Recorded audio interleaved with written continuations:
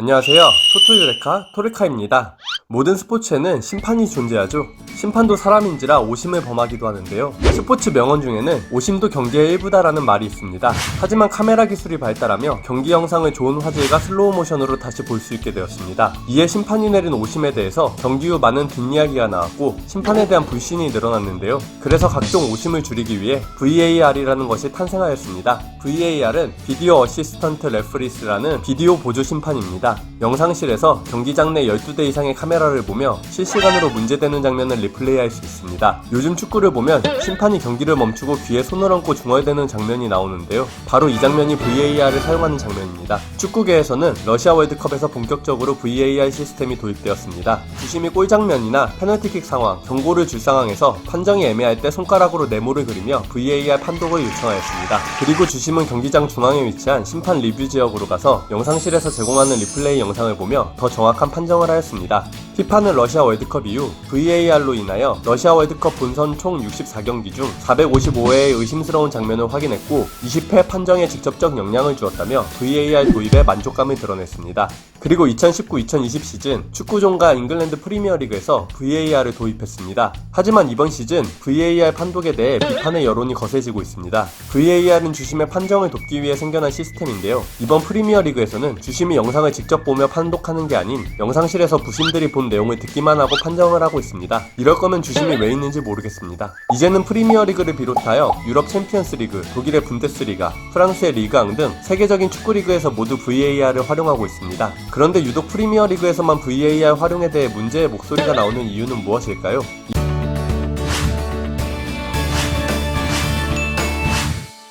이와 같은 논란들의 배경에는 프리미어리그 사무국 차원의 내부 규정이 원인인 것으로 밝혀졌습니다. 독일과 프랑스 리그만 보더라도 주심들은 열심히 중앙에 위치한 리뷰존으로 직접 달려가 상황을 살펴보고 판정을 내리는 장면이 많이 나옵니다. 하지만 프리미어리그 내부 규정에는 이 모습이 경기 시간을 지연시키고 지루하게 만든다는 이유로 주심이 영상실 보조부심의 의견만 듣고 필드 위에서 판정을 하게 했습니다. VAR의 문제는 판정 외적으로 경기 흐름에도 지대한 영향을 끼칩니다. 4일 새벽에 열린 토트넘과 에버턴의 경기를 봐도 그렇습니다. 이 경기는 국내 팬들은 물론이고 경기를 지켜보았던 전세계 축구팬들을 충격에 빠지게 만들었죠. 조금은 지루했던 전반이 끝나고 후반전에 손흥민의 도움으로 알리가 골을 기록하며 1대0으로 토트넘이 앞서가게 되었습니다. 골 이후 경기는 더 치열해졌습니다. 후반 33분경 에버턴의 역습에서 전방에 있던 손흥민은 수비를 하기 위해 서둘러 내려왔고 안드레 고메즈에게 백태클을 했습니다. 백태클에 넘어지던 고메즈가 토트넘 수비수 오리에와 2차 충돌하며 발목이 골절되는 큰 부상을 당했습니다. 손흥민은 쓰러진 고메즈의 모습을 보고 머리를 쥐어싸며 매우 괴로워했습니다. 손흥민은 처음에 옐로우 카드를 받았고 고메즈의 상태를 확인한 주심은 다시 손흥민에게 레드카드를 꺼내들었습니다. 리플레이를 다시 보면 손흥민이 원인을 제공했으나 고메즈의 부상은 오리에와의 충돌로 생긴 것인데요. 이에 토트넘은 손흥민의 레드카드에 대해 항소를 하였습니다. 항소가 받아들여지지 않는다면 손흥민은 3경기 출장 정지 징계를 받게 됩니다. 이 장면에서 손흥민의 잘못도 있겠지만 이런 상황을 만든 데에는 주심 애킨스와 VAR이 한몫했습니다. 이 경기에서도 VAR이 여러 번 있었는데요. 주심은 영상실의 부심들 말만 듣고 판정을 내렸고 몇몇 석연치 않은 장면들이 있었습니다. 또 위험해 보이는 여러 차례의 충돌 후에도 주심은 VAR을 사용하지 않고 별 제지 없이 인플레이하였는데요. 이런 판정들이 경기를 점점 격하게 만들었습니다. 손흥민의 백태클 전 손흥민은 고메즈와의 경합 과정에서 팔에 얼굴을 맞는 장면이 있었습니다.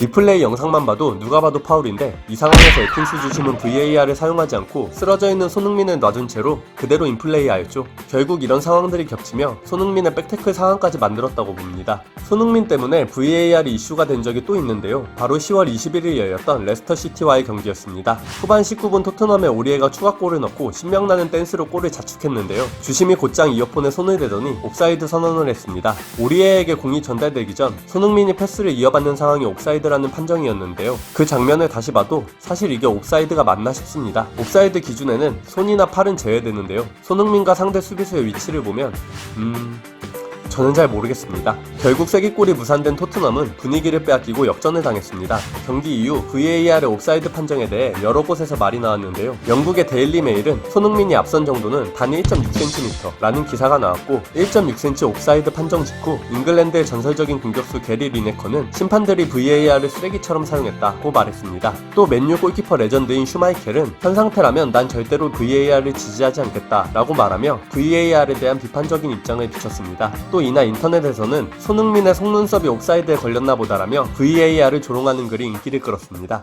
10라운드를 마친 올 시즌 프리미어리그에서 VAR 판정으로 주심의 원심이 뒤바뀐 경우는 모두 26번입니다. 이 26번 모두 주심은 영상실의 얘기만 듣고 판정을 했습니다. 그 안에는 VAR을 사용했음에도 석연치 않은 판정들이 몇몇 있었습니다. FIFA는 VAR이 도입되면 오심이 99% 이상 해결될 거라고 예상을 했지만 사실 그렇지 않았습니다. VAR의 모든 영상들은 첨단 카메라가 촬영하고 있지만 결국 이 영상을 보고 최종적인 결정을 내리는 건 사람 몫입니다. 영상이 페널티 박스 안에서 수비수가 공격수에게 얼마나 힘을 가했는지, 패스를 하는 그 순간 1000분의 1초에 공격수가 수비수보다 어느 부위가 앞에 있었는지까지는 알려주지 않습니다. 결국 축구에서의 문제 상황들은 주심의 주관과 결정으로 판단되는 만큼 프리미어리그에서의 VAR 활용 방안이 더 나은 방향으로 바뀌어야겠습니다. 에버턴전의 백태클로 인하여 손흥민 선수가 적잖은 충격을 받았을 것 같고 트라우마도 한동안 있을 것 같은데요. 고메즈의 쾌유를 바라고 손흥민 또한 잘 추스려 앞으로 있을 월드컵 예선과 리그 경기들에서 좋은 모습을 보여주길 기대합니다.